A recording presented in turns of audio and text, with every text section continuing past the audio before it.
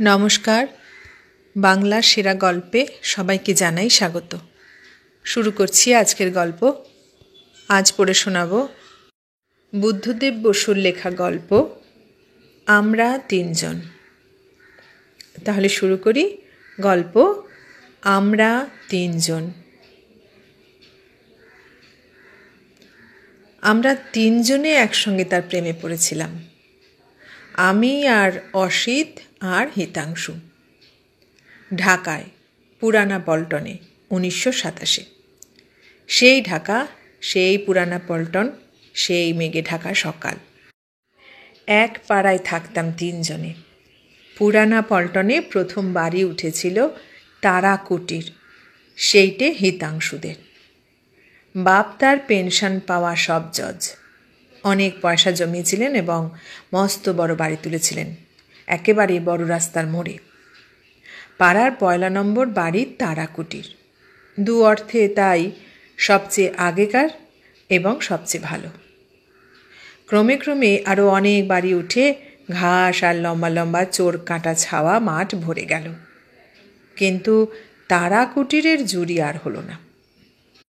আমরা এসেছিলাম কিছু পরে। অসিতদের বাড়ির তখন ছাদ পিঠ হচ্ছে।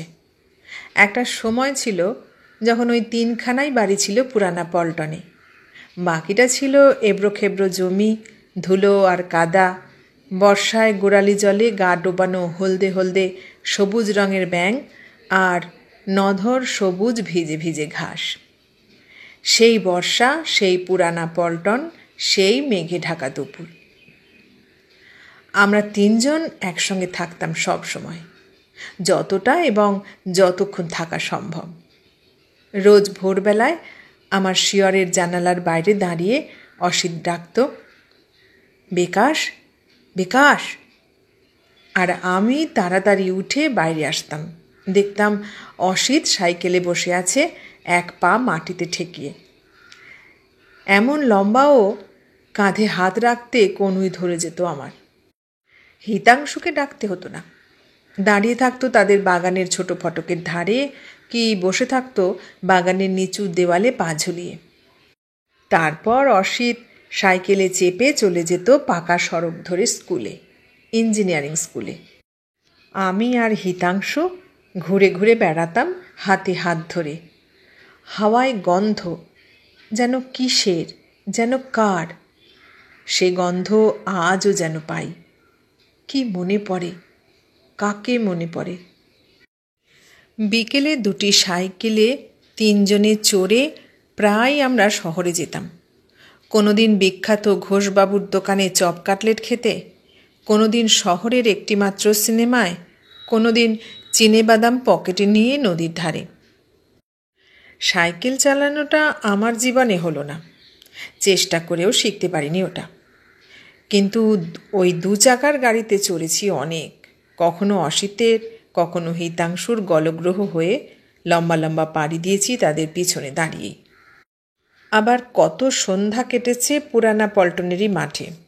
ঘাসের সোফায় শুয়ে বসে ছোট ছোট তারা ফুটেছে আকাশে, চোর কাঁটা ফুটেছে কাপড়ে। হিতাংশুদের সামনের বারান্দায় লণ্ঠনটা মিটমিট করেছে দূর থেকে। এ সময়টা হিতাংশু বেশিক্ষণ আমাদের সঙ্গে থাকতো না। 8টার মধ্যে তাকে ফিরতেই হতো বাড়িতে। অত কড়া শাসন আমার ছিল না, অসিতের উপরেও না। দুজনে বসে থাকতাম অন্ধকারে। ফেরবার সময় আস্তে একবার ডাকতাম হিতাংশুকে। পড়া ফেলে উঠে এসে চুপি চুপি 2-1টা কথা বলেই সে চলে যেত। আমরা তিনজনের প্রেমে পড়েছিলাম। আবার 3জন একসঙ্গে অন্য একজনের প্রেমে পড়লাম। সেই ঢাকায় পুরানা পল্টনে 1927 সনে। নাম তার অন্তরা। তখনকার ঢাকার পক্ষে নামটি অত্যন্তই শৌখিন, কিন্তু ঢাকার মতো কিছুই তো তাদের নয়। মেয়ের নামই বা হবে কেন?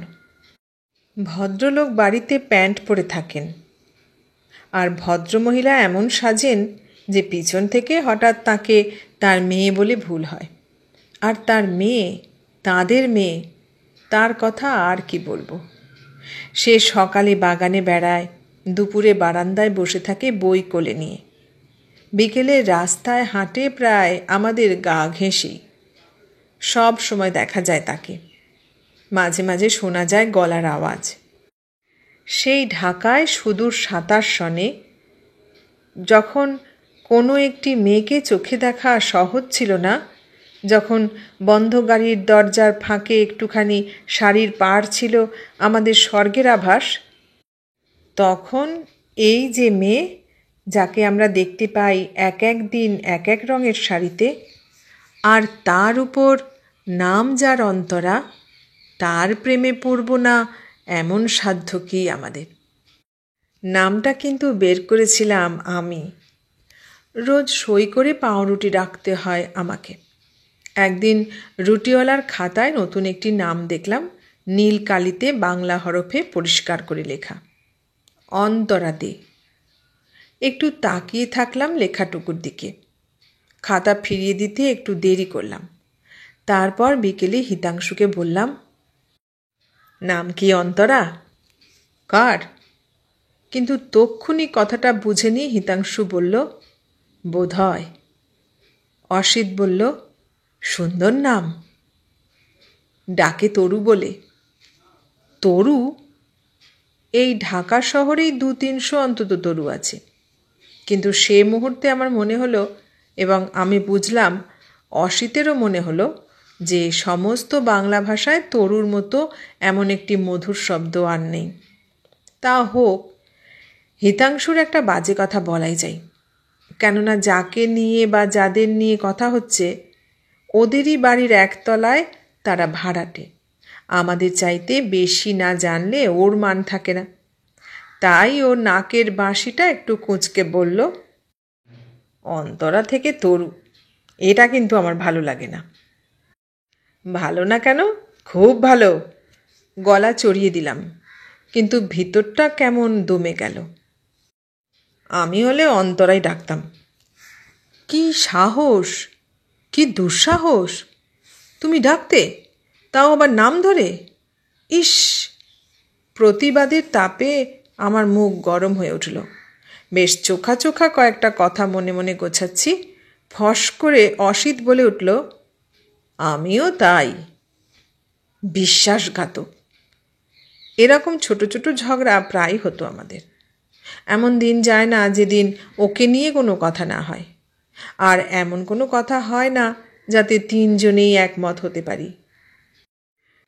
সেদিন যে নীল শাড়ি পরেছিল তাতেই বেশি মানিয়েছিল, না কালকের বেগুনি রঙেরটায়? সকালে যখন বাগানে দাঁড়িয়েছিল তখন পিঠের উপর বেনি দুলছিল, না চুল ছিল খোলা? বিকেলে বারান্দায় বসে কোলের উপর কাগজ রেখে কি চিঠি লিখছিল, না আঁক কষছিল? এমনই সব বিষয় নিয়ে চেঁচামেচি করে আমরা গলা ফাটাতাম। সবচেয়ে বেশি তর্ক হতো যে কথা নিয়ে, সেটা একটু অদ্ভুত। ওর মুখের সঙ্গে মোনালিসার মিল কি খুব বেশি, না অল্প একটু, না কিছুই না? আমি তখন প্রথম মোনালিসার ছবি ছাপা দেখেছি এবং বন্ধুদের দেখিয়েছি। হঠাৎ একদিন আমারই মুখ দিয়ে বেরোলো কথাটা, ওর মুখ অনেকটা মোনালিসার মতো। তারপর এ নিয়ে অসংখ্য কথা খরচ করেছি আমরা, কোনো মীমাংসা হয়নি। তবে একটা সুবিধা এই হলো যে আমাদের মুখে মুখে ওর নাম হয়ে গেল মোনালিসা।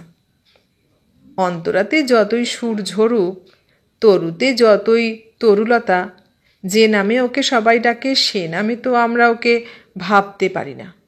অন্য একটি নাম, যা শুধু আমরা জানি, আর কেউ জানে না। এমন একটি নাম পেয়ে আমরা যেন ওকেই পেলাম।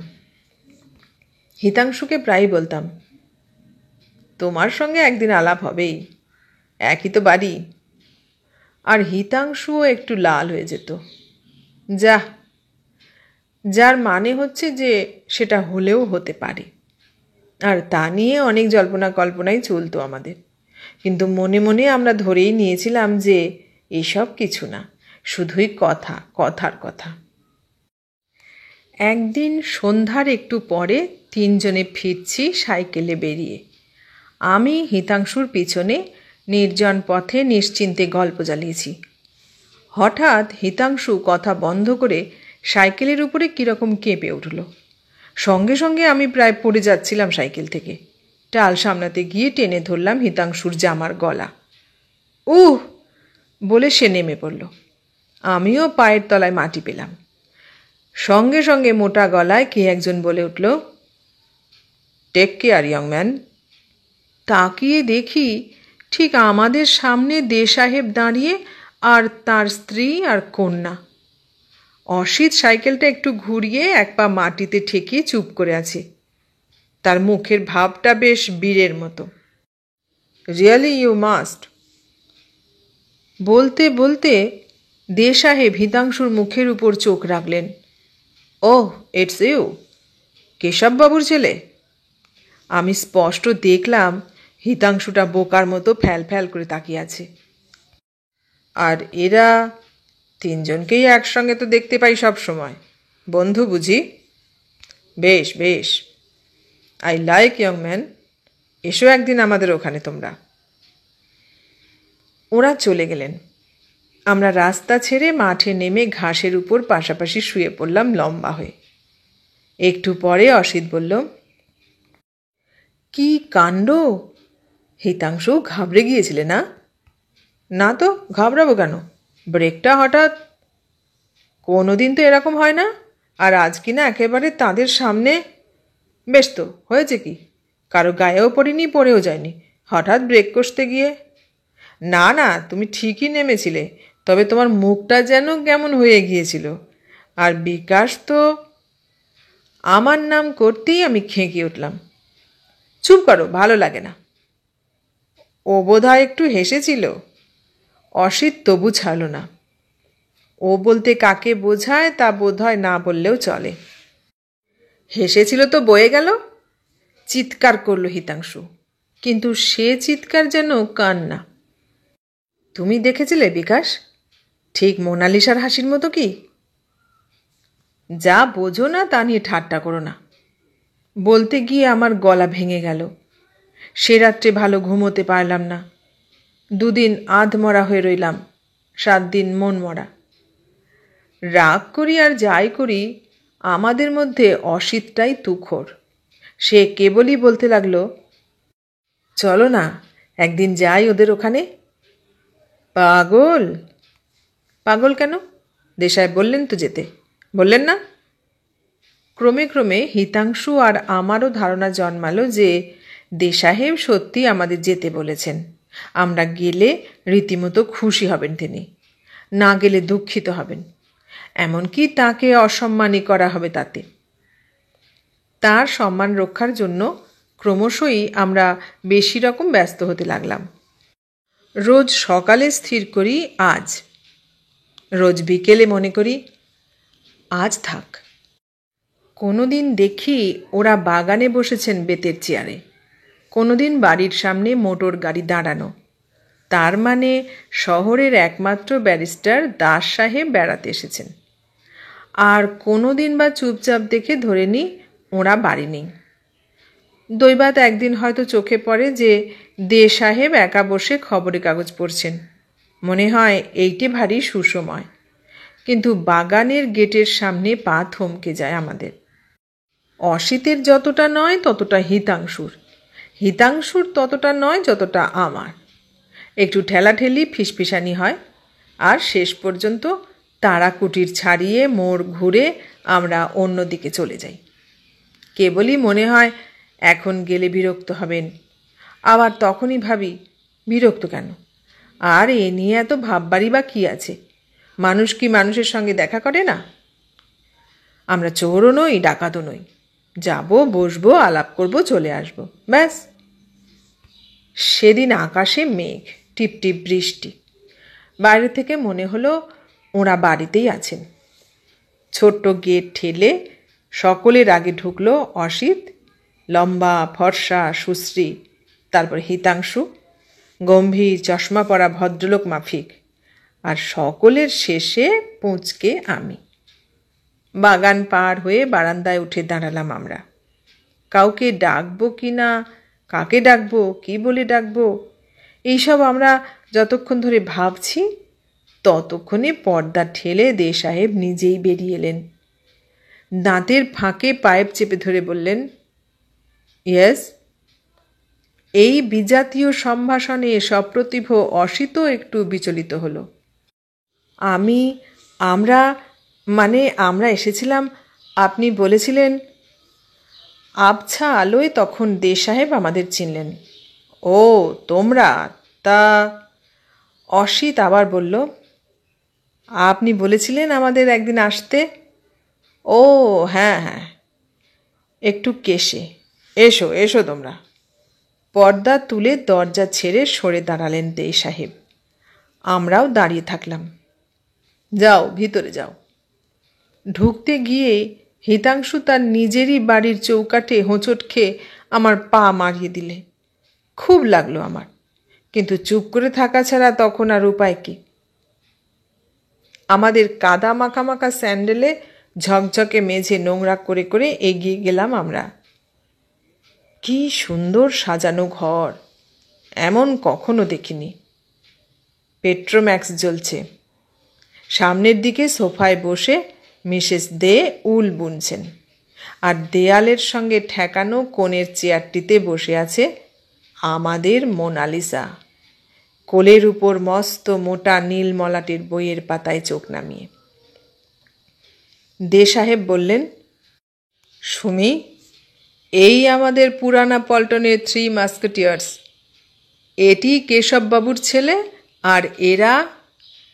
হিতাংশু পরিচয় করিয়ে দিল। এর নাম অসিত, আর এই হচ্ছে বিকাশ। মিসেস দে মৃদু হেসে মৃদু স্বরে বললেন, 3 বন্ধু বুঝি তোমরা? বেশ রোজই তো দেখি তোমাদের। বসো। একটা লম্বা সোফায় ঝুপঝুপ বসে পড়লাম 3 জনে। মিসেস দে ডাক দিলেন, তরু। মোনালিসা চোখ তুলল। এরা আমাদের প্রতিবেশী, আর এই আমার মেয়ে। মোনালিসা বই রেখে উঠল, ছিপছিপে সবুজ একটি গাছের মতো দাঁড়ালো। অল্প হাওয়ায় গাছ যেমন নড়ে তেমনি করে মাথা নোয়ালো একটু, তারপর আবার চেয়ারে বসে বই খুলে চোখ নিচু করল। আমার মনে হলো আমি স্বপ্ন দেখছি। অসিত কলকাতার ছেলে, আমাদের সকলের চাইতে খবর রাখে বেশি, চটপট কথা বলতেও পারে। আর হিতাংশু, সেও তার বাবার সঙ্গে নানা দেশ ঘুরেছে, উচ্চারণ পরিষ্কার। আর তাছাড়া এই তারাকুটির তো তাদেরই বাড়ি। কথাবার্তা যা একটু ওরা দুজনেই বলল। আমি মেঝের দিকে তাকিয়ে চুপ। কি বলবো ভেবেও পেলাম না, বলতেও ভরসা হলো না, পাছে আমার বাঙাল টান বেরিয়ে পড়ে। মোনালিসাকে দেখবার ইচ্ছা ভেতর ভেতর আমাকে অস্থির করে তুলছিল, কিন্তু কিছুতেই কি একবারও চোখ তুলতে পারলাম? ইলেকট্রিসিটি না থাকলে জীবন কীরকম দুর্বহ, ঢাকার মশা কি সাংঘাতিক, রমনার দৃশ্য কত সুন্দর। এসব কথা শেষ হবার পর মিসেস দে বললেন, তোমরা কি কলেজে পড়ো? অসিত যথাযথ জবাব দিয়ে সগর্বে বলল, হিতাংশু 15 টাকা স্কলারশিপ পেয়েছে ম্যাট্রিকে। বাহ, বেশ বেশ। আমার মেয়ে তো অঙ্কের ভয়ে পরীক্ষাই দিতে চায় না। হঠাৎ ঘরের কোণ থেকে তারের মতো একটি আওয়াজ বেজে উঠল। বাবা, কিডস কত বছর বয়সে মারা গিয়েছিলেন? দে সাহেব আমাদের দিকে তাকিয়ে বললেন, তোমরা কেউ বলতে পারো? অসিত ফস করে বলল, বিকাশ নিশ্চয়ই বলতে পারবে, বিকাশ কবিতা লেখে। সত্যি? মুখে একটু ছেলে মানুষই হাসি ফোটালেন মিসেস দে, আর মুহূর্তের জন্য আমি অনুভব করলাম মোনালিসার চোখও আমার উপর পড়ল। হাত ঘেমে উঠল আমার, কানের ভিতর যেন পি পি আওয়াজ দিচ্ছে। সব শুদ্ধ কতটুকু সময়? 15 মিনিট, 20 মিনিট। কিন্তু বেরিয়ে এলাম যখন এত ক্লান্ত লাগলো, কলেজে 4-5টা লেকচার শুনেও তত লাগে না। মিসেস দে জোর করেই 2টো ছাতা দিয়েছিলেন আমাদের, কিন্তু ছাতা আমরা খুললাম না। টিপ টিপ বৃষ্টিতে ভিজতে ভিজতে মাঠের অন্ধকারে মিলিয়ে গেলাম। হঠাৎ অসিত বকবক না করেও থাকতেই পারে না, বলে উঠল, কি চমৎকার ওরা, সত্যি চমৎকার। হিতাংশু সায় দিল সঙ্গে সঙ্গে। আমি কথা বললাম না, কোনো কথাই ভালো লাগছিল না আমার। একটু পরে অসিত আবার বলল, কিন্তু জুতোগুলো বাইরে ছেড়ে গেলেই পারতাম আমরা। আর হিতাংশু, তুমি আবার আজ হোঁচট খেলে? কখন? ঘরে ঢুকতে গিয়ে। যা যা আবার কি? আর ঘরে ঢুকে নমস্কার করেছিলে তো মিসেস দেখে? নিশ্চয়ই। একটু চুপ করে থাকলো হিতাংশু, তারপর হঠাৎ বলল, কিন্তু যখন যখন মোনালিসা উঠে দাঁড়িয়ে নমস্কার করল। অন্ধকারে আমরা 3 বন্ধু একবার মুখ চাওয়াচাই করলাম এবং অন্ধকারেই বোঝা গেল যে 3 জনেরই মুখ ফ্যাকাশে হয়েছে। একটি মেয়ে, একজন ভদ্রমহিলা উঠে দাঁড়িয়ে নমস্কার করলেন, আর আমরা কিনা জরৎগম্বের মতো বসেই থাকলাম, উঠে দাঁড়ালাম না, কিছু বললাম না, কিচ্ছু না। ওরা আমাদের বাঙাল ভাবলেন, কাঠ বাঙাল, জংলি, বর্বর। খাস কলকাতার ছেলে অসিত মিত্তিরও আমাদের মুখ রক্ষা করতে পারল না। কি যে মন খারাপ হলো, কি আর বলবো। পরের দিন 3 জনেই আবার গেলাম ছাতা ফেরত দিতে। চাকর আমাদের ঘরে নিয়ে বসালো। তারপর মোনালিসাই এলো ঘরে। তড়াক করে উঠে দাঁড়িয়ে নমস্কার করলাম। একটু হেসে বললাম, এই ছাতাটা। ও মা, এর জন্য আবার? বসুন। মনে মনে এইরকম ভেবে গিয়েছিলাম ঘটনাটা, কিন্তু হলো একটু অন্যরকম। চাকর এসে ছাতাটি নিয়ে ভেতরে চলে গেল, আর ফিরে এলো না, কেউই এলো না। আমরা একটু দাঁড়িয়ে থেকে মাথা নিচু করে নিঃশব্দে ফিরে এলাম। কেউ কারো মুখের দিকে তাকাতে পারলাম না। না না, ওই সুন্দর করে সাজানো ঘর, যেখানে সাদা ধবধবে আলোয় দেয়ালের প্রতিটি কোণ ঝকঝক করে, আর কোণের চেয়ারে বসে পৃথিবীর সবচেয়ে আশ্চর্য মেয়েটি কোনো এক নীল মলাটের আশ্চর্য বইয়ের পাতা উল্টায়, সেখানে জায়গা নেই আমাদের। কিন্তু তাতে কি, মোনালিসা মোনালিসাই। ঝমঝম করে বর্ষা নামল পুরানা পল্টনে। মেঘে ঢাকা সকাল, মেঘে ঢাকা দুরু দুরু দুপুর, নীল জ্যোৎস্নায় ভিজে ভিজে রাত্রি। 15 দিন ধরে প্রায় অবিরাম বৃষ্টির পরে প্রথম যেদিন রোদ উঠল, সেদিন বাইরে এসে দেখি শহরের সবচেয়ে বড় ডাক্তারের মোটর গাড়ি তারা কুটিরের সামনে দাঁড়িয়ে। হিতাংশুকে জিজ্ঞেস করলাম, তোমাদের বাড়িতে কারো অসুখ নাকি? না তো। তবে কি ওদের বাড়িতে? প্রশ্নটা উচ্চারিত না হয়েও ব্যক্ত হলো। পরের দিন হিতাংশু গম্ভীর মুখে বলল, ওদের বাড়িতেই অসুখ। কার? ওরই অসুখ। ওর অসুখ? ওর? সেদিনও বড় ডাক্তারের গাড়ি দেখলাম। তারপর দিন 2 বেলাই। আমরা কি একবার যেতে পারি না, কিছু করতে পারি না? ঘুরঘুর করতে লাগলাম রাস্তায়, ডাক্তারের গাড়ির আড়ালে। ডাক্তার বেরিয়ে এলেন। দে সাহেব সঙ্গে সঙ্গে গেট পর্যন্ত। আমাদের চোখেই দেখলেন না তিনি।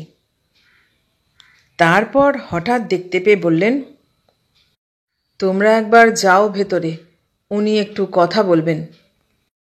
সিঁড়ির উপরের ধাপে দাঁড়িয়েছিলেন মিসেস দে। এক সিঁড়ির নিচে দাঁড়িয়ে অসিত বলল, আমাদের ডেকেছেন মাসিমা? কলকাতার ছেলে, ডাকগুলো দিব্যি আসে। আমি মরে গেলেও ওসব পারি না। মিসেস দে বললেন, তরুর অসুখ। তাঁর কণ্ঠস্বর আমার বুকে ছুরি বেঁধিয়ে দিল। কি অসুখ? টাইফয়েড। ওই ভয়ঙ্কর শব্দটা আস্তে উচ্চারণ করে তিনি বললেন, আমার কিছু ভালো লাগছে না। অসিত বলে উঠল, কিছু ভাববেন না, আমরা সব করে দেব। পারবে? পারবে তোমরা? দেখো বাবা, এই একটাই সন্তান আমার। বলতে বলতে চোখে তার জল এলো। মোনালিসা, কোনোদিন জানলে না তুমি, কোনোদিন জানবে না। কি ভালো আমাদের লেগেছিল, কি সুখী আমরা হয়েছিলাম সে 27 সনের বর্ষায়, পুরানা পল্টনে, দিনের পর দিন, রাতের পর রাত, সেই জলে, ঝড়ে, বৃষ্টিতে, থমথমে অন্ধকারে, ছমছমে ছায়ায়। 1.5 মাস তুমি শুয়েছিলে, 1.5 মাস তুমি আমাদের ছিলে। 1.5 মাস ধরে শোকের স্পন্দন দিনে রাত্রে কখনো থামল না আমাদের হৃৎপিণ্ডে। তোমার বাবা আপিস যান, ফিরে এসে রোগীর ঘরে ওঁকে দিয়েই হাত পা এলিয়ে শুয়ে পড়েন ইজি চেয়ারে। তোমার মার সারাদিন পায়ের পাতা দাঁড়ায় না, কিন্তু রাত্রিরে আর পারেন না তিনি, রোগীর ঘরেই ক্যাম্প খাটে ঘুমন। আর সারা রাত পালা করে করে জেগে থাকি আমরা, কখনো একসঙ্গে দুজনে, কচি 3 জনেই, বেশিরভাগ একলা একজন। আর তোমাকে নিয়ে এই একলা রাত জাগার সুখ আমিই পেয়েছি সবচেয়ে বেশি। অসিত সারাদিন ছুটোছুটি করেছে সাইকেলে, হিতাংশুও বারবার। সবচেয়ে কাছের বরফের দোকান 1 মাইল দূরে, ওষুধের দোকান 2 মাইল, ডাক্তারের বাড়ি 3.5 মাইল। কোনোদিন অসিত 10 বার যাচ্ছে, 10 বার আসছে, কতবার ভিজে কাপড় শুকলো তার গায়ে। কোনোদিন রাত 12টায় হিতাংশু ছুটল বরফ আনতে, সব দোকান বন্ধ, রেলের স্টেশন নিঃসার। নদীর ধারে বরফের ডিপোতে গিয়ে লোকজনের ঘুম ভাঙিয়ে বরফ নিয়ে আসতে আসতে 2টো বেজে গেল তার। এদিকে আমি আইস ব্যাগে জলের পরিমাণ অনুভব করছি বারবার। আর অসিত বাথরুমে বরফের ছোট ছোট ছড়ানো টুকরো 2 হাতে কুড়োচ্ছে। সাইকেলে আমার দখল নেই বলে বাইরের কাজ আমি কিছুই প্রায় পারি না। সারাদিন ঘুরঘুর করি তোমার মার কাছে কাছে, হাতের কাছে এগিয়ে দিই সব, ওষুধ ঢালি, টেম্পারেচার লিখি, ডাক্তার এলে তার ব্যাগ হাতে করে নিয়ে আসি, নিয়ে যাই। তারপর সন্ধ্যা হয়, রাত বাড়ে, বাইরে অন্ধকারের সমুদ্র, সে সমুদ্রে ক্ষীণ আলো জ্বলা একটি নৌকায় তুমি আর আমি চলেছি ভেসে। তুমি তা জানলে না মোনালিসা, কোনোদিন জানবেও না। সারা দিন সারা রাত মোনালিসা মূর্ছিতের মতো পড়ে থাকে, ভুল বকে মাঝে মাঝে, এত ক্ষীণ স্বর যে কি বলছে বোঝা যায় না। তবু যে কটি কথা আমরা কানে শুনেছি তাই যত্ন করে তুলে রেখেছি মনে। একের শোনা কথা অন্য দুজনকে বলাই চাই। কখনো হঠাৎ একটু অবসর হলে 3 জনে বসে সেই কথা কটা নিয়ে নাড়াচাড়া করেছি, যেন 3 জন কৃপণ সারা পৃথিবীকে লুকিয়ে তাদের মণিমুক্ত ছুঁয়ে ছুঁয়ে দেখছে বন্ধ ঘরে অন্ধকার রাত্রে।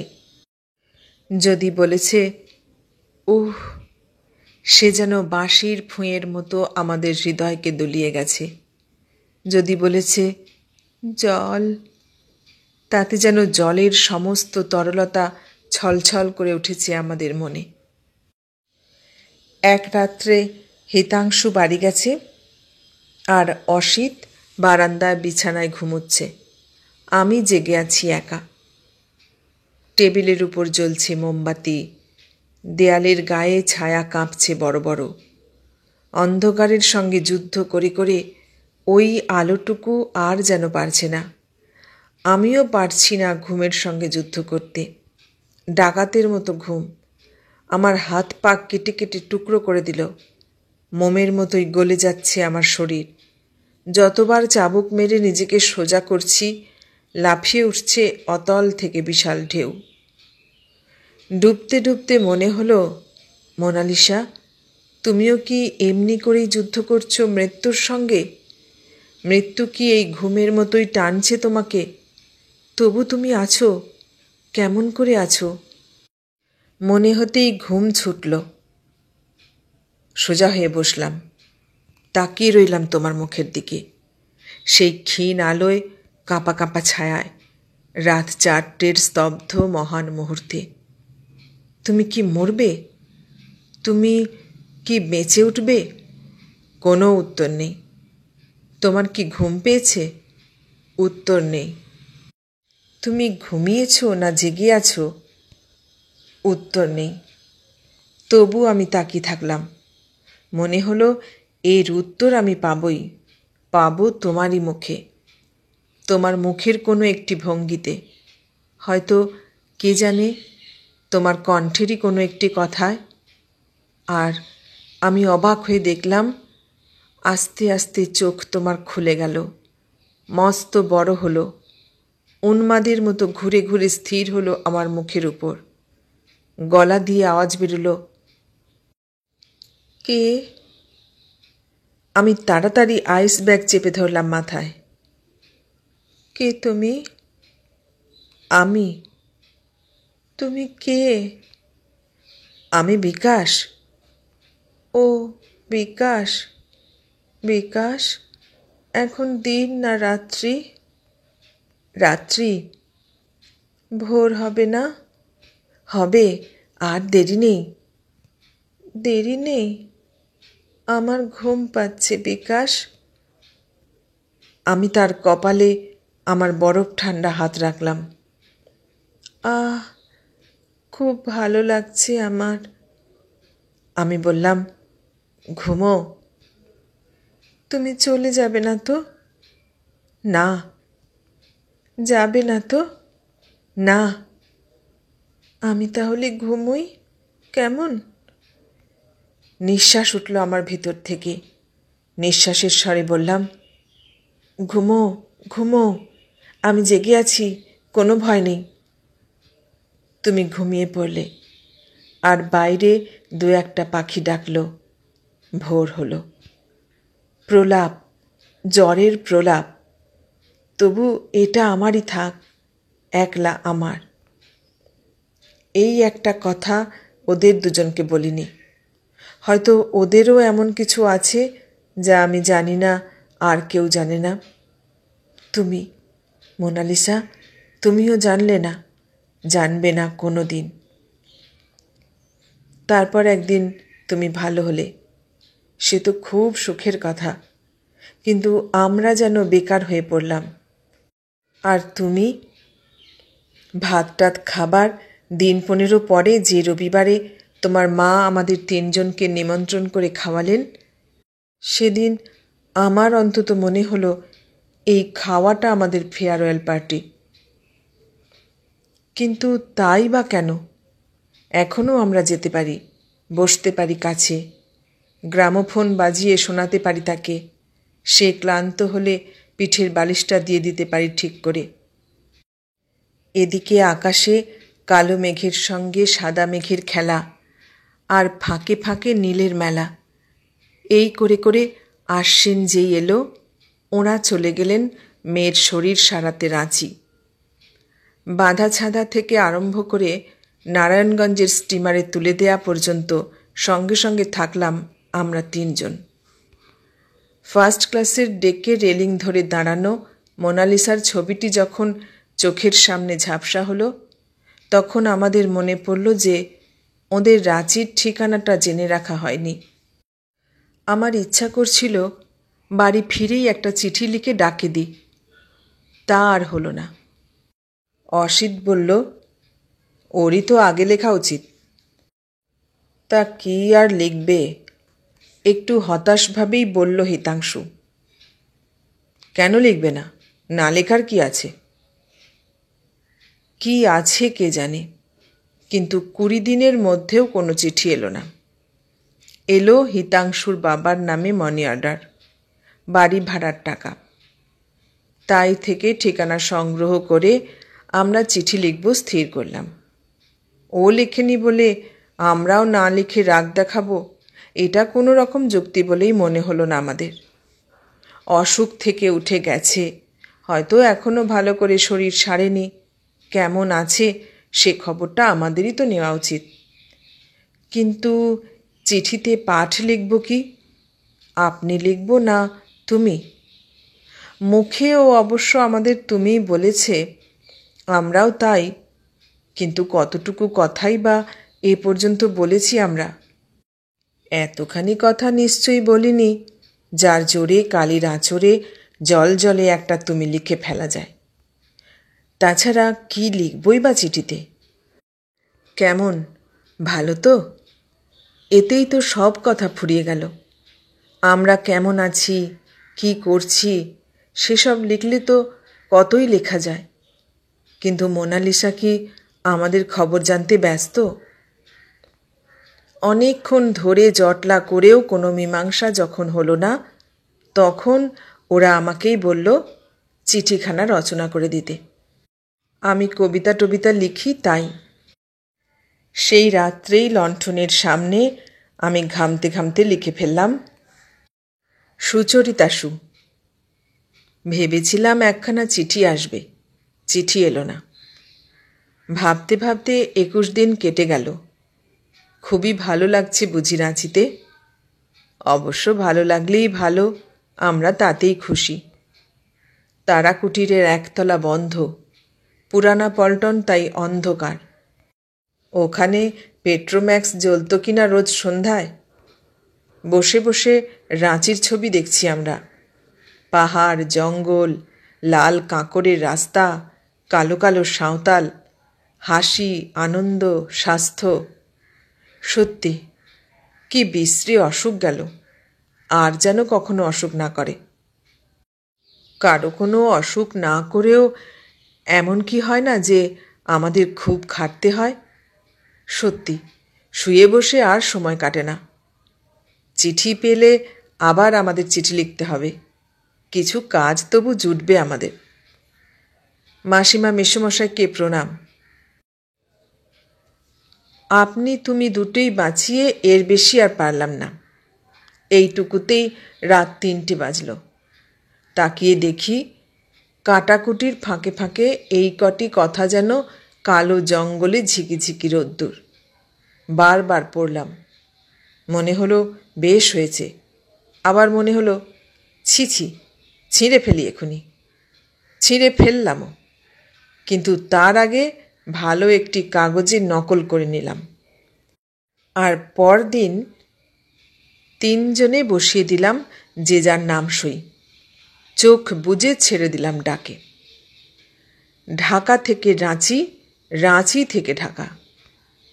4 দিন, 5 দিন, আচ্ছা 6 দিন, না চিঠি নেই। সন্ধ্যায় কুয়াশা, একটু একটু শীত, চিঠি নেই। শিউলি ফুরিয়ে স্থলপদ্ম ফুটল, চিঠি নেই। চিঠি এলো শেষ পর্যন্ত। হিতাংশুর নামে শীর্ণ একটি পোস্টকার্ড, লিখেছেন ওর মা। অনেকটা এই রকম: কল্যাণী এসু, হিতাংশু, অসিত, বিকাশ, তোমরা 3 জনে আমাদের বিজয়ার আশীর্বাদ জেনো। আমাদের রাঁচির মেয়াদ শেষ হলো, শিগগিরই ফিরব। ইতিমধ্যে হিতাংশু, তুমি যদি আমাদের ঘরগুলি খুলিয়ে তোমাদের চাকর দিয়ে ঝাঁটপাট করিয়ে রাখো তাহলে বড় ভালো হয়। চাবি তোমার বাবার কাছে। আশা করি ভালো আছো সকলে। তরুর শরীর এখন বেশ ভালো হয়েছে, মাঝে মাঝে সে তোমাদের কথা বলে। ইতি, তোমাদের মাসিমা। মাঝে মাঝে আমাদের কথা বলে, আর আমাদের চিঠি? পোস্টকার্ডকেই তন্ন তন্ন করে খুঁজেও এমন কোনো প্রমাণ পাওয়া গেল না যে চিঠিটি পৌঁছেছিল। কি হলো চিঠির? কিন্তু সে কথা বেশিক্ষণ ভাববার সময় কই আমাদের। তক্ষুনি লেগে গেলাম কাজে। 1 দিনের মধ্যেই তারাকুটিরের একতলাকে আমরা এমন করে ফেললাম যে মেঝেতে মুখ দেখা যায়। কয়েকদিন পরে আরেকটি পোস্টকার্ড: রবিবার ফিরছি, স্টেশনে এসো। শুধু স্টেশনে? আমরা ছুটলাম নারায়ণগঞ্জে। কি সুন্দর দেখলাম মোনালিসাকে। কচি পাতার রঙের শাড়ি পরনে, লাল পাড়, লালচে মুখের রং, একটু মোটা হয়েছে, একটু যেন লম্বাও। পাছে কাছে দাঁড়ালে ধরা পড়ে যে সে আমাকে মাথায় ছাড়িয়ে গেছে, আমি একটু দূরে দূরে থাকলাম। হিতাংশু ছুটোছুটি করে বরফ লেমনেড কিনতে লাগলো, আর অসিত কুলিকে ঠেলে দিয়ে বড় বড় বাক্স বিছানা হাই হাই করে তুলতে লাগলো গাড়িতে। মাসিমা বললেন, তোমরা এ গাড়িতেই এসো। না না, সে কি কথা, আমরা এই পাশের গাড়িতেই। আরে এসো না, বলে দে সাহেব অসিতের পিঠের উপর হাত রাখলেন। নারায়ণগঞ্জ থেকে ঢাকা। মনে হলো আমাদের জীবনের সবচেয়ে সুখের সময়টি এতকাল এই ৪৫টি মিনিটের জন্যই অপেক্ষা করেছিল। ফার্স্ট ক্লাসের গদিকে অবজ্ঞা করে আমরা বসলাম বাক্স বিছানার উপর। তাতে একটা সুবিধা এই হলো যে একসঙ্গে সকলকেই দেখতে পেলাম। দেখলাম মোনালিসা খুশি, ওর মা খুশি, বাবা খুশি। দেখতে দেখতে আমরাও খুশিতে ভরে গেলাম। এতদিন যা বাধো বাধো ছিল তা সহজ হলো, এতদিন যা ইচ্ছা ছিল তা মূর্ত হলো। রীতিমতো কলরব করতে করতে চললাম আমরা। এত বড় রেলগাড়িটা যেন আমাদের খুশির বেগেই চলেছে। মোনালিসা নাম ধরে ধরে ডাকতে লাগলো আমাদের। কত তার কথা, কত গল্প। আর গাড়ি যখন ঢাকা স্টেশনের কাছাকাছি কোনো এক ঝর্ণার বর্ণনা দিচ্ছে সে। হঠাৎ আমি বলে উঠলাম, আমাদের চিঠি পেয়েছিলে? তোমাদের চিঠি না তোমার চিঠি? আমি একটু লাল হয়ে বসলাম। জবাব দাওনি যে? এতক্ষণ ধরে তো সেই জবাবই দিচ্ছি, বাড়ি গিয়ে আরও দেব। মিথ্যা বলেনি মোনালিসা। স্বর্গের দরজা হঠাৎ খুলে গেল আমাদের। আমরা ৩ জন, আমরা ৪ জন হয়ে উঠলাম। তারপর একদিন মাসিমা আমাদের ডেকে বললেন, একবার তোমরা তরুর জন্য খেটেছ, আর একবার খাটতে হবে। ২৯শে অঘ্রাণ ওর বিয়ে। ২৯শে? আর ১০ দিন পরে? ছুটে গেলাম ওর কাছে। বললাম, মোনালিসা, এ কি শুনছি?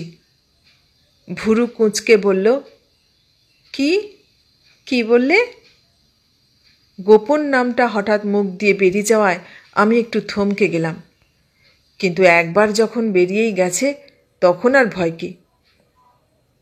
মরিয়া হলে মানুষের যে সাহস হয়, সেই সাহসের বশে আমি সোজা তাকালাম ওর চোখের দিকে। চোখের ভিতরে যা আগে আমি কখনো করিনি। বেগুনি বেগুনি কালো রঙের ওর চোখ, এক ফোঁটা হীরের মতো চোখের মণি। তাকিয়ে থেকে আবার বললাম, মোনালিসা। মোনালিসা? সে আবার কে? মোনালিসা তোমারই নাম, বলল অসিত। জানো না? সে কি? হিতাংশু বলল, আর কোনো নামে আমরা ভাবতেই পারি না তোমাকে। মজা তো। কৌতুকের রং লাগলো ওর মুখে, মিলিয়ে গেল। পলকের জন্য ছায়া পড়ল সেখানে, যেন একটি ক্ষণিক বিষাদের মেঘ আস্তে ভেসে গেল মুখের উপর দিয়ে। একটু তাকিয়ে রইল। চোখের পাতা দুটি চোখের উপর নামল একবার।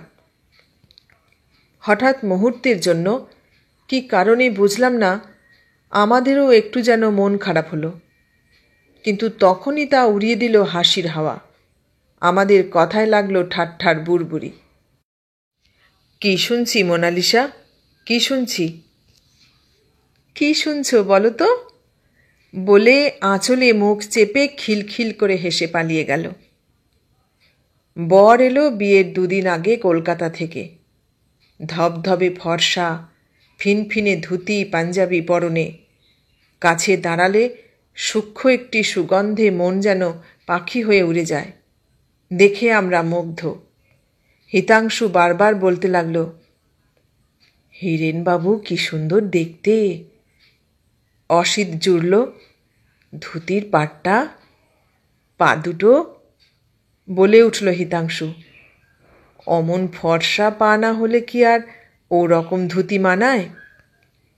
আমি ফস করে বললাম, যাই বলো, ঠোঁটের কাজটা একটু বোকা বোকা। কি বোকা বোকা? অসিত চেঁচিয়ে উঠল, কিন্তু চিৎকার বেরোলো না, কারণ লোকজন নিয়ে চেঁচামেচি করে করে বিয়ের অনেক আগেই সে গলা ভেঙে বসে আছে। রেগে যাওয়া বেড়ালের মতো ফ্যাঁস ফ্যাঁস করে বলল, এমন সুন্দর দেখেছ কখনো? মোনালিসার মতো তো নয়। আমি আমার গোঁ ছাড়লাম না। একজন কি আর একজনের মতো হয় কখনো? খুব মানিয়েছে দুজনে, চমৎকার বলে অসিত লাফিয়ে সাইকেলে উঠে বোঁ করে কোথায় যেন চলে গেল। বিয়ের সমস্ত ভারই তার উপর, তর্ক করার সময় কোথায়? বিয়ের দিন সানাইয়ের শব্দে রাত থাকতেই আমার ঘুম ভাঙল।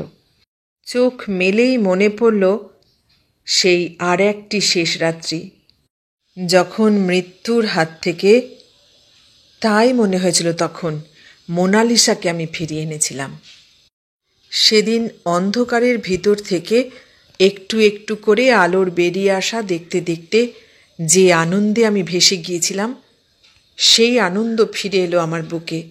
গা কাঁটা দিয়ে উঠল, সানাইয়ের সুরে চোখ ভরে ভরে উঠল জলে। আর শুয়ে থাকতে পারলাম না। তারা ভরা আকাশের তলায় এসে দাঁড়ালাম। শুনতে পেলাম বিয়েবাড়ির সারা শব্দ, শাঁখের ফোঁ। কাছে গেলাম। মনে হলো একবার যদি দেখতে পাই, এই ভোর হবার আগের মুহূর্তে, যখন আকাশ ঘোষণা করছে মধ্যরাত্রি আর হাওয়ায় ছড়িয়ে পড়ছে ভোর, এই আশ্চর্য অপার্থিব সময়ে একটু দেখতে পাই যদি। কিন্তু না, গায়ে হলুদ হচ্ছে, কত কত অচেনা মেয়ে ঘিরে আছে তাকে, কত কাজ, কত সাজ। এর মধ্যে আমি তো তাকে দেখতে পাব না।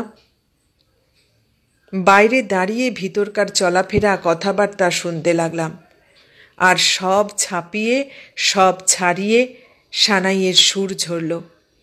আমার চোখের সামনে কাঁপতে কাঁপতে তারার ঝাঁক মিলিয়ে গেল। ফুটে উঠল মাঠে মাঠে গাছপালার চেহারা, মাটির অবয়ব। পৃথিবীতে আর একবার ভোর হলো। সেদিন অসিতের গলা একেবারেই ভেঙে গিয়ে নববধূর মতো ফিসফিসে হলো। এত ব্যস্ত সে, আমাকে যেন চেনেই না। হিতাংশুও ব্যস্ত, ব্যস্ত এবং একটু গর্বিত, কেননা বর সদলে বাসা নিয়েছেন তাদেরই বাড়ির দুটো ঘরে। একতলা দোতলায় দূতের কাজ করতে করতে সে স্যান্ডেল ক্ষয়েই ফেলল। আমি একবার হিতাংশুকে, একবার অসিতকে সাহায্য করার চেষ্টা করলাম সারা দিন ভরে, কিন্তু আমার নিজের মনে হলো না বিশেষ কোনো কাজে লাগছি।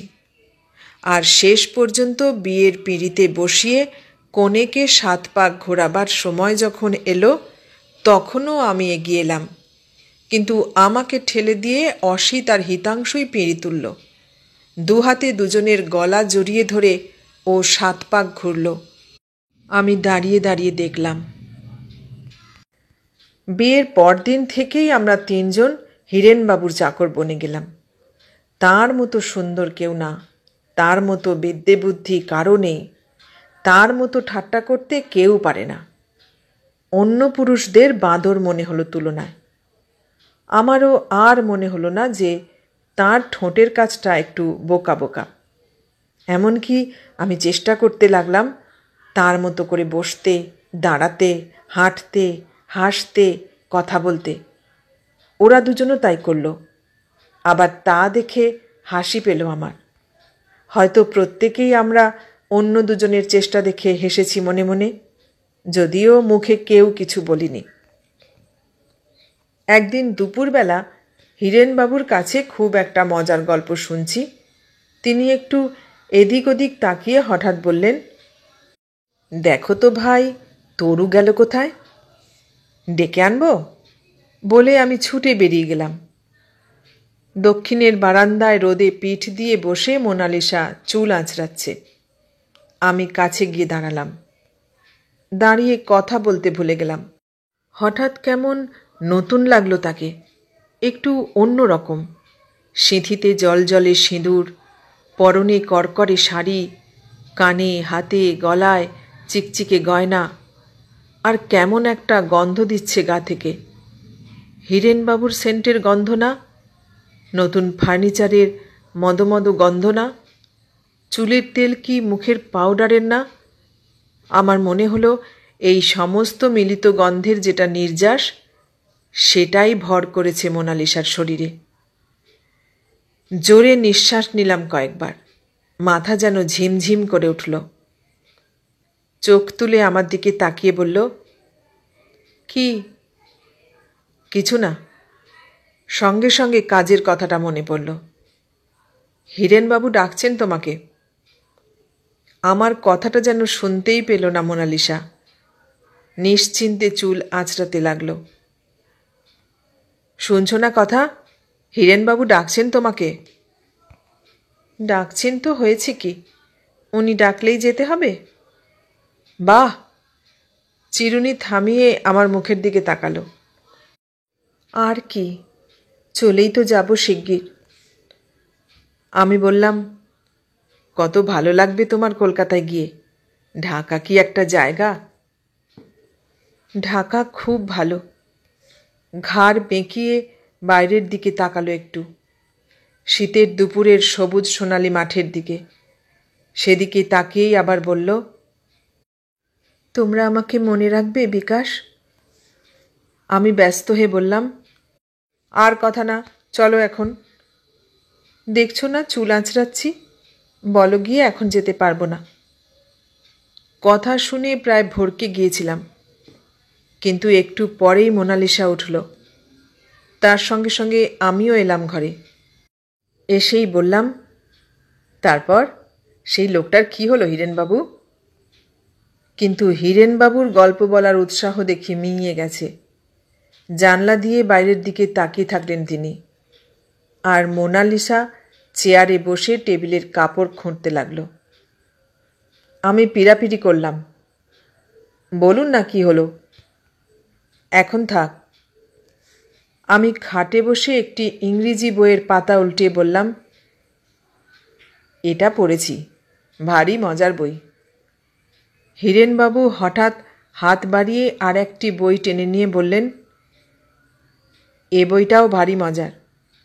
এক কাজ করো তুমি, এটা বাড়ি নিয়ে গিয়ে পড়ে ফেলো, আমি চট করে একটু ঘুমিয়ে নিই, কেমন? বলতে বলতে তিনি একেবারে উঠে দাঁড়ালেন। আর কথা না বলে আস্তে বেরিয়ে এলাম আমি। পিঠ দিয়ে অনুভব করলাম ঘরের দরজা বন্ধ হয়ে গেল। বাড়ি গেলাম না। বারান্দায় যেখানে ও বসেছিল ঠিক সেখানটায় বসে পড়লাম। ওর চুলের গন্ধমাখা চিরুনিটা সেখানেই পড়েছিল। হাতে তুলে নিয়ে দাঁতগুলির উপর আস্তে আঙুল চালাতে লাগলাম, বারবার বারবার। আরও একদিন, আরও একদিন, যাবার দিন এলো। পেছলো আর একটা দিন শুধু, তারপর চলে গেল। চিঠি এলো এবার, 3 জনের কাছে একখানা চিঠি। মেটো নীল খামে, আমার নামে। 3 জনের হয়ে জবাব লিখলাম আমি। একটু লম্বাই হলো, সেই সঙ্গে একটা কবিতাও লিখে ফেললাম। সেটা অবশ্য পাঠালাম না। চিঠি বন্ধ হয়ে গেল শিগগিরই। তারপর শুধুই কবিতা লিখতে লাগলাম। দেখতে দেখতে খাতা ভরে উঠল। মাসিমার কাছে খবর পাই সবই। ভালো আছে ওরা, খুব ভালো আছে। হিরেন গাড়ি কিনেছে, সেদিন ওরা আসানসোল বেরিয়ে এলো। কলকাতায় কথা বলা সিনেমা দেখাচ্ছে। টমেটোর সের 1 পয়সা। তবে শীত কমে গেছে হঠাৎ, অসুখ বিসুখ দেখা না দেয়। আর একটু গরম পড়লেই ওরা চলে যাবে দার্জিলিং। না দেখা দার্জিলিংয়ের ছবি দেখতে লাগলাম মনে মনে। কিন্তু সে ছবি মুছে দিয়ে মাসিমা একদিন বললেন, ওরা তো আসছে। আসছে? এখানে ঢাকায়? দার্জিলিংয়ের কি হলো? আমাদের নীরব প্রশ্নের উত্তরে মাসিমা বললেন, শরীরটা খারাপ হয়েছে ওর, আমার কাছেই থাকবে এখন। কি অসুখ করেছে আবার? চমকে উঠলাম 3 জনে। না, অসুখ ঠিক না, শরীরটা ভালো নেই আর কি। মাসিমা মৃদু হাসলেন। খুব খারাপ লাগলো মাসিমার কথা শুনে, হাসি দেখে। শরীর ভালো না, অথচ অসুখও না, এ আবার কীরকম কথা? আর মাসিমা কেমন নিশ্চিন্ত নিরুদ্বেগ, যেন খুশি হয়েছেন খবর পেয়ে। রীতিমতো রাগ হলো মনে মনে। ওরা পৌঁছবার ঘণ্টাখানেকের মধ্যেই আমরা 3 মূর্তি গিয়ে হাজির হলাম। মোনালিসা সোফায় বসে আছে একটু এলিয়ে, হাতে সিগারেটের টিন। চকিতে আমরা 3 জনে মুখ চাওয়াচাই করলাম। হিরেনবাবু কি সিগারেট ধরিয়েছেন ওকে? আমাদের দেখে ফিকে একটু হাসল, কথা বলল না। কেমন আছো মোনালিসা? আমরা চেষ্টা করলাম ফুর্তির সুর লাগাতে। সিগারেটের টিনটি মুখের কাছে এনে তার সঙ্গে একবার মুখ ঠেকিয়ে ডালা বন্ধ করে বলল, এই তোমার নাকি অসুখ? সে কথার কোনো জবাব না দিয়ে বলল, তোমাদের কি খবর? তারপর আস্তে আস্তে এটা ওটা গল্প করতে লাগলো, আর সিগারেটের টিনটা মুখে তুলতে লাগলো ঘন ঘন। হিরেনবাবু ঘরে এসে ব্যস্তভাবে বললেন, তরু, এখন কেমন আছো? ক্লান্ত চোখ তুলে বলল, ভালো। তুমি বরং একটু শোও। না, এই বেশ আছি। এই যে তোমরা এসেছো দেখছি। তরু তো এদিকে। হঠাৎ থেমে গেলেন হিরেনবাবু। হয়েছে কি ওর? হয়নি কিছু, তবে কি? ওর কি এমন সাংঘাতিক কোনো অসুখ করেছে যা কারো কাছে বলাও যায় না? আর ও যেন কেমন হয়ে গেছে, যেন আধমরা, আস্তে কথা বলে, একভাবে স্থির হয়ে বসে থাকে, হাসি পেলে ভালো করে হাসেও না। মায়েদের মুখে শুনেছি যে বিয়ের পর মেয়েদের শরীর আরও ভালো হয়, কিন্তু আমাদের মোনালিসার নাকি এই হলো। ছোট একটি প্লেট হাতে করে মাসিমা এসে বললেন, এটা একটু মুখে দিয়ে দেখো তো। কি মা? দেখো না, বলে তিনি আঙুল দিয়ে মুখে গুঁজে দিলেন। না না, আর না। মোনালিসার মুখে কষ্টের রেখা ফুটে উঠল। গলার কাছটায় হাত রেখে মুখ নিচু করল সে। বেরিয়ে এসে খানিকক্ষণ নিঃশব্দে হাঁটলাম আমরা, মন খুবই বিষণ্ণ। হঠাৎ অসিত বলল, ও বারবার থুতু ফেলছিল সিগারেটের টিনে। যা! আমি আঁতকে উঠলাম। সত্যি, আমি দেখলাম। হিতাংশু বলল, তাহলে এটাই বোধহয় ওর অসুখ। অসুখ না, অসিত গম্ভীরভাবে বলল, ওর ছেলে হবে। শুনে হিতাংশুটা খুক খুক করে হেসে উঠল। হাসছ কেন? আমি রেগে গেলাম। হাসবার কি আছে এতে? অসিত বলল, ওই জন্যই তো আচার এনে দিলেন মাসিমা। এরকম হলে টক খেতে ভালো লাগে। তুমি সবই জানো। রাগে আমি গর্জে উঠলাম। হলো কি তোমার? অসিত যেন সকৌতুকে আমার দিকে তাকালো। যাও, কিছু ভালো লাগছে না আমার, আমি বাড়ি যাই। ওদের ত্যাগ করে একা ফিরে এলাম বাড়িতে। বেলা শেষের আলোয় একটা বই খুলে পড়তে বসে গেলাম। হিরেনবাবু ফিরে গেলেন 2 দিন পরেই। দুপুরবেলা গাড়ি, ঘোড়ার গাড়িতে মাল তোলা হলো। হিরেনবাবু উঠতে গিয়ে থমকালেন। আমি তাড়াতাড়ি বললাম, কিছু ফেলে এসেছেন? নিয়ে আসবো? না না, আমি যাচ্ছি। তাড়াতাড়ি বাড়ির ভিতরে গেলেন তিনি। ফিরে এসে কোনো দিকে না তাকিয়ে গাড়িতে উঠে বসলেন। চাবুকের শব্দ হলো। অসিত সাইকেলে উঠল। স্টেশনে যাবে সে। হিতাংশু গলা বাড়িয়ে জিজ্ঞেস করল, কবে আসবেন আবার? আসবো, তোমরা দেখো ওকে, বলে হিরেনবাবু মুখ ফিরিয়ে নিলেন। আমার মনটা হু হু করে উঠল। কি স্তব্ধ সেই দুপুরবেলা! কীরকম ছবির মতো সুন্দর! সেই 1928 সনে পুরানা পল্টনের ফাগুন মাসে। ঘোড়ার গাড়ি আর অসিতের সাইকেল ছোট হতে হতে রাস্তার বাঁকে অদৃশ্য হল। আমি আর হিতাংশু ভিতরে এলাম। বালিশে মুখ গুঁজে মোনালিসা ফুলে ফুলে কাঁদছে। মোনালিসা, শোনো, কথা শোনো, হিরেনবাবু আবার তো আসবেন। এরপর ওকে আর যেতেই দেব না আমরা। আর না, আর কেঁদো না মোনালিসা, তোমার পায়ে পড়ি। থামল না কান্না। আমি মেঝেতে ওর কাছে হাঁটু ভেঙে বসে পড়লাম। ওর মাথায় হাত রেখে গুনগুন করে বলতে লাগলাম, আর না, আর কাঁদে না, একটু থামো, একটু চুপ করো মোনালিসা। বলতে বলতে হঠাৎ গলা ভেঙে গিয়ে আমিও ফুঁপিয়ে কেঁদে উঠলাম। একটু পরে মোনালিসা আমাকে ঠেলা দিয়ে বলল, এই কাঁদছো কেন বোকা? আমি দুহাতে মুখ ঢেকে থাকলাম। আমাকে চুল ধরে ঝাঁকানি দিয়ে আবার বলল, পুরুষ মানুষ কাঁদতে লজ্জা করে না? থামো এক্ষুনি। আমি হাত সরিয়ে ভেজা চোখে তাকালাম। ওর সঙ্গে চোখাচোখি হতেই সুখে আমার বুক কেঁপে উঠল। তারপর সারাদিন ধরে একটু একটু কাঁপল।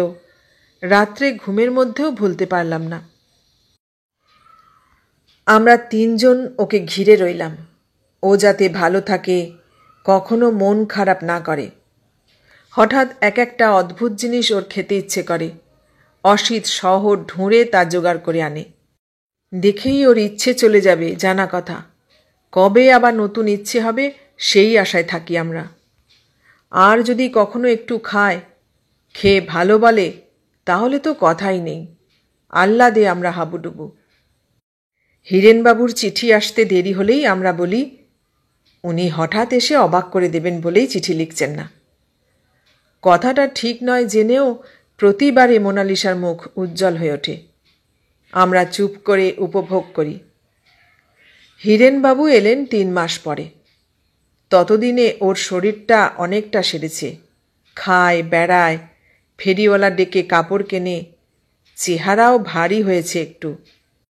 এবারে 10 থাকলেন তিনি। তারপর পুজোর সময় এসে 1 মাস কাটালেন। ততদিনে ওর শরীর আবার খারাপ হচ্ছে। ডাক্তার আসছেন ঘন ঘন, ওষুধ দিচ্ছেন, কিন্তু যা শুনি তাতে মনে হয় কিছুই উপকার হচ্ছে না। কি কষ্ট জানি না, বুঝি না, শুধু চোখে দেখতে পাই। চোখে কালি পড়েছে, দুটো কথা বললেই হাঁপিয়ে পড়ে, মুখটা এক এক সময় নীল হয়ে যায়। আমরা কাছে ঘুরঘুর করি, শুয়ে থাকলে হাওয়া করি হাত পাখায়। কখনো একটু ভালো দেখলে হাসি ঠাট্টায় ভোলাতে চাই, কিছুই পারি না। একদিন আমি বললাম, বাবর নিয়েছিলেন হুমায়ুনের অসুখ, ওরকম পারলে বেশ হতো। অসিত হো হো করে হেসে উঠল, আর যাই পারো, ওরে অসুখটা তুমি নিতে পারবে না। লাল হয়ে বললাম, অসুখ না, অসুখের কষ্ট। হিতাংশু বলল, কি কষ্ট সত্যি। সারা রাত নাকি পায়চারি করে, ঘুমোতে পারে না, শুতেও নাকি কষ্ট হয়। অসিত বলল, হবে না, দেখতে কীরকম হয়েছে দেখেছ? আমি ঝাঁঝিয়ে উঠে বললাম, কী রকম আবার হবে? সুন্দর হয়েছে, খুব সুন্দর। যত সুন্দরই হোক, এই শেষের সময়টা। আর এক পর্দা গলা চড়িয়ে বললাম, এই সময়টাই তো সবচেয়ে সুন্দর। সত্যি তাই, আমার চোখে সত্যি তাই দেখলাম। দিন যত কাটল ততই ওকে আরও বেশি সুন্দর দেখলাম আমি। ওর সমস্ত শরীর এক অসহ্য সৌন্দর্যে ভরপুর হয়ে উঠল আমার চোখে। একদিন ওকে না বলে পারলাম না সে কথা। আগের বছর যেদিনে ওরা রাঁচি থেকে ফিরেছিল, যেদিন রেলগাড়ির একটি ছোট কামরায় সমস্ত স্বর্গ ধরে গিয়েছিল, ঠিক সেই রকম একটি প্রথম শীতের আমেজ লাগা দিনে ও হঠাৎ বলল, বিকাশ, তোমার হয়েছে কি বলো তো? বড্ড আজকাল তাকিয়ে থাকো আমার দিকে। আমি একটুও লজ্জিত না হয়ে জবাব দিলাম, তুমি আজকাল খুব সুন্দর হয়েছ কি না তাই। আগে বুঝি সুন্দর ছিলাম না? এখনকার মতো না? তাই বুঝি? মোনালিসা ভুরু কুঁচকে বাইরে মাঠের দিকে তাকালো। একটু চুপ করে থেকে বলল, সত্যি আমাকে ভালোবাসো তোমরা। কিন্তু ওরকম করে আর তাকিও না, ভারী অসুবিধে লাগে আমার। ইস কি রোদ! আমি উঠে সামনের জানলাটা ভেজিয়ে দিলাম। একটু ঘুমিয়ে নি কেমন? পায়ের কাছে একখানা চাদর ছিল ভাঁজ করা, গায়ে ছড়িয়ে দিতে দিতে বললাম, আজকাল তুমি বেশ ভালোই আছো না? আমি তো ভালোই আছি। ওর মুখে দেখলাম সাহসের সঙ্গে আশা, আশার সঙ্গে ভয়, ভয়ের সঙ্গে ধৈর্য। পায়ের পাতা দুটির উপর থেকে চাদর সরিয়ে দিয়ে বললাম, হিরেনবাবু চলে গেলেন কেন? বারে, ওর বুঝি কাজকর্ম নেই? কবে আসবেন আবার? আসবেন সময় মতো। কি দরকার ছিল যাবার? আমার মোটে ভালো লাগে না। হয়েছে হয়েছে, আর সর্দারি করতে হবে না, বলে পাশ ফিরে চোখ বুজল। বোঝা চোখেই বলে নিল, আমি কিন্তু ঘুমোলাম, এবং বলবার সঙ্গে সঙ্গেই ঘুমিয়ে পড়ল। আহা, রাত্রিরে ঘুমোতে পারে না, কত ক্লান্তি ওর শরীরে। মনে মনে বললাম, কার কাছে বললাম জানি না, ওর ভালো হোক, ওর ভালো হোক। রাত্রে বিছানায় শুয়ে মনে হলো ও হয়তো এতক্ষণে ছটফট করছে কষ্টে। উঠে পায়চারি করছি ঘরের মধ্যে, আর বাইরে শেয়াল ডাকা অন্ধকার, আর আকাশে এখনও 7-8 ঘন্টা রাত্রি। কেন আমি কিছু করতে পারি না? কেন এখনই যেতে পারি না ওর কাছে? কোনো অলৌকিক উপায়ে ঘুম পাড়িয়ে দিতে পারি না ওকে? চোখের উপর কষ্ট দেখতে হবে, কিছু করা যাবে না। এই কি মানুষের ভাগ্য? সত্যি কি আমাদের হাত পা বাঁধা? কোনো উপায় নেই? ভাবতে ভাবতে ঘুম ছুটল চোখের। কবিতার লাইন মনে এলো। উঠে বসতেই চোখে পড়ল ছায়া ছায়া জ্যোৎস্না ফুটেছে বাইরে। আমার জানলা দিয়ে আবছা দেখা যাচ্ছে তারা কুটির, স্বপ্নের মতো। বেশিক্ষণ তাকালাম না। লণ্ঠন জেলে কেরোসিনের গন্ধে আর মশার কামড়ে বসে বসে কবিতা বানাতে লাগলাম। রোজ হতে লাগলো এরকম। আমার রাত্রি থেকে ঘুম প্রায় চলে গেল। আমিও জেগে আছি ওর সঙ্গে সঙ্গে। আমি ওর প্রহরী, সকল দুঃখ থেকে আমি বাঁচাবো ওকে। এ কথা ভাবতে ভাবতে দেবতা মনে হলো নিজেকে। কবিতায় এমন সুন্দর সুন্দর সব কথা এলো যে নিজেই অবাক হলাম। এমনই এক রাত্রে, রাত তখন 2টো প্রায়, লিখতে লিখতে হঠাৎ আমার হাত কেঁপে একটা অক্ষর বেঁকে গেল। শুনলাম বাইরে কে ডাকছে আমাকে, বিকাশ, বিকাশ। একটু অপেক্ষা করলাম, আবার শুনলাম চাপা গলার ডাক। আস্তে দরজা খুলে বেরিয়ে এসে দেখি ওরা দুজন ছায়ার মতো দাঁড়িয়ে আছে। সে রাত্রে তখনও চাঁদ ওঠেনি, সারা রাত্রেও বোধহয় ওঠেনি। অমাবস্যার কাছাকাছি রাত সেটা। আকাশ ছিল তারায় ঝকঝকে, তারই ধুলোর মতো আলোয় আমরা 3জন দাঁড়ালাম। শীতের রাত্রে, মাঠের মধ্যে, ঢিপ ঢিপ বুকে। কি অসিত? হিতাংশু, কি খবর? আরম্ভ হয়েছে বোধ হয়, কথা বলল হিতাংশু। আরম্ভ হয়েছে? একতলায় শুনলাম চলাফেরা, কথাবার্তা, আর চাপা একটা গোঙানি। ঘুমের মধ্যেই যেন শুনলাম। তারপর আর বিছানায় থাকতে পারলাম না। অসিতকে ডেকে তুলে তোমার কাছে এলাম। তুমি কি জেগেই ছিলে? আমি কথা বললাম না। তারার আলোয় দেখলাম হিতাংশুর মুখ সাদা হয়ে গেছে, আর অসিত মুখ ফিরিয়ে তাকিয়ে আছে দূরের দিকে। এ কদিনে আমরাও যেন বদলে গিয়েছিলাম। হাসি ঠাট্টা ঘোরাঘুরি কমে গিয়েছিল আমাদের, বেশি কথা বলতাম না। আর এতদিন ধরে যে মানুষকে নিয়ে লক্ষ কথা আমরা বলেছি, তার সম্বন্ধে একেবারে নীরব হয়ে গিয়েছিলাম। রুদ্ধশ্বাস আমরা, প্রতীক্ষায় রুদ্ধশ্বাস। আমরা বুঝলাম না যে আমরা কাঁপছি, জানলাম না যে আমরা হাঁটছি। কখন বাগানের ছোট গেট খুলে কখন এসে সিঁড়ির তলায় দাঁড়ালাম। নিশ্চয়ই আমরা কোনো শব্দ করিনি, কোনো কথাও বলিনি। কিন্তু প্রায় সঙ্গে সঙ্গেই দে সাহেব টর্চ হাতে বেরিয়ে এলেন, যেন আমাদেরই অপেক্ষা করছিলেন এতক্ষণ।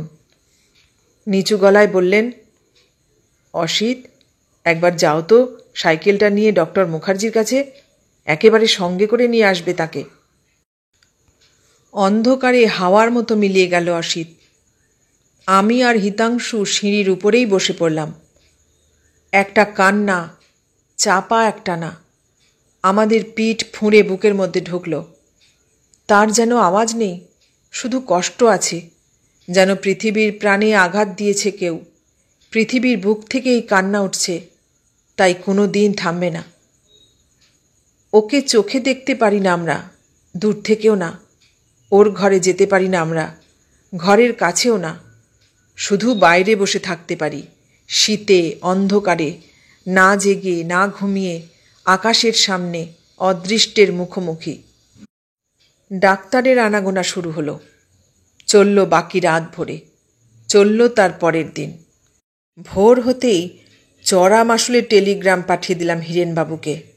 মনে মনে ভাবলাম, টেলিগ্রাম যত দ্রুতই ছুটে যাক, আর তার চেয়েও দ্রুত বেগে ছুটে আসুক হিরেনবাবুর মন।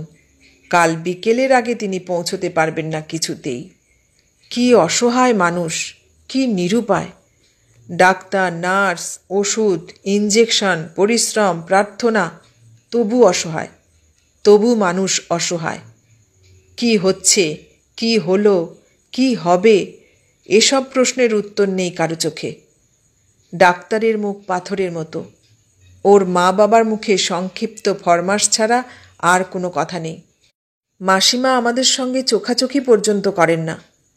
আর দে সাহেবের পরিপাটি চেহারাটির তলায় একজন কোঁকড়োনো বুড়ো মানুষ যে লুকিয়েছিল তা কে জানত?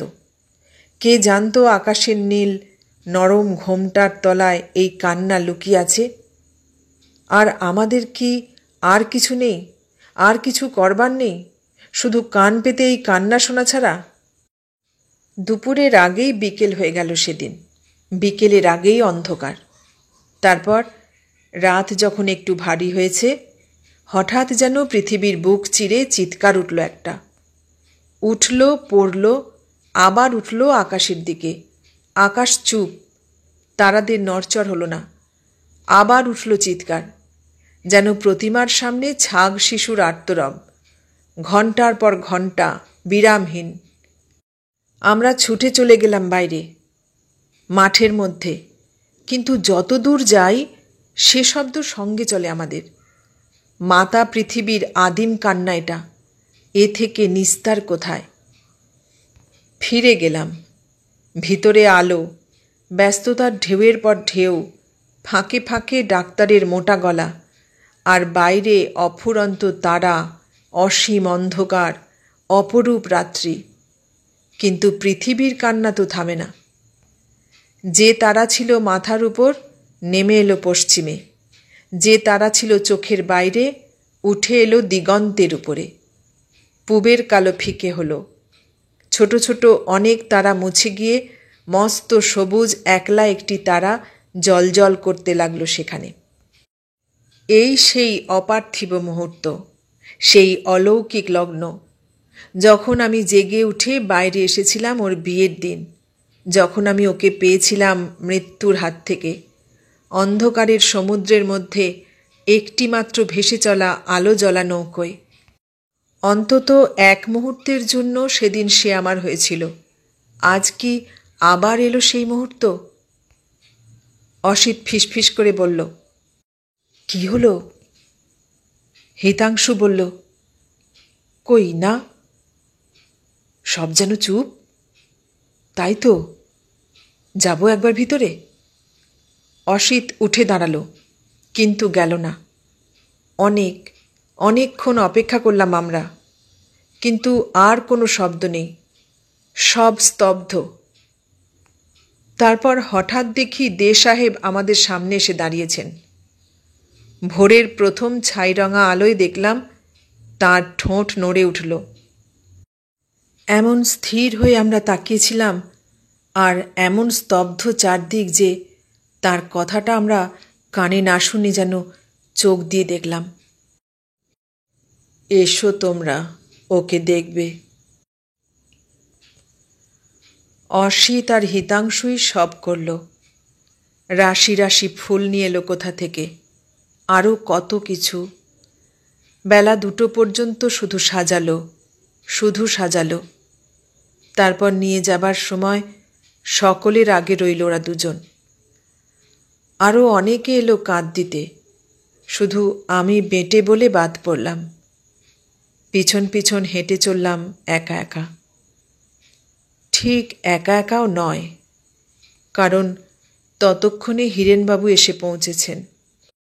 গাড়ির কাপড়ে, জুতো ছাড়া পায়ে তিনিও চললেন আমার পাশে পাশে। হীরেনবাবু পরের বছর আবার বিয়ে করলেন। দে সাহেব চলে গেলেন বদলি হয়ে। কিছুদিন পর্যন্ত লোকেরা বলা বললি করল ওদের কথা। তারপর তারা কুটিরের একতলায় অন্য ভাড়াটে এলো। পুরানা পল্টনে আরও অনেক বাড়ি উঠল, ইলেকট্রিক আলো জ্বলল। অসিত স্কুল থেকে বেরিয়ে চাকরি নিল তিনসুকিয়ায়। 6 মাসের মধ্যে কি একটা অসুখ করে হঠাৎ মরে গেল। হিতাংশু MSc পাশ করে জার্মানিতে গেল পড়তে, আর ফিরল না। সেখানকারই একটি মেয়েকে বিয়ে করে সংসার পাতল। এখন এই যুদ্ধের বাজারে কেমন আছে, কোথায় আছে কে জানে। আর আমি এখনও আছি, ঢাকায় নয়, পুরানা পল্টনে নয়, 1987 কি 88 নয়। সেসব আজ মনে হয় স্বপ্নের মতো। কাজের ফাঁকে ফাঁকে একটু স্বপ্ন, ব্যস্ততার ফাঁকে ফাঁকে একটু হাওয়া। সেই মেঘে ঢাকা সকাল, মেঘে ঢাকা দুপুর, সেই বৃষ্টি, সেই রাত্রি, সেই তুমি। মোনালিসা, আমি ছাড়া আর কে তোমাকে মনে রেখেছে?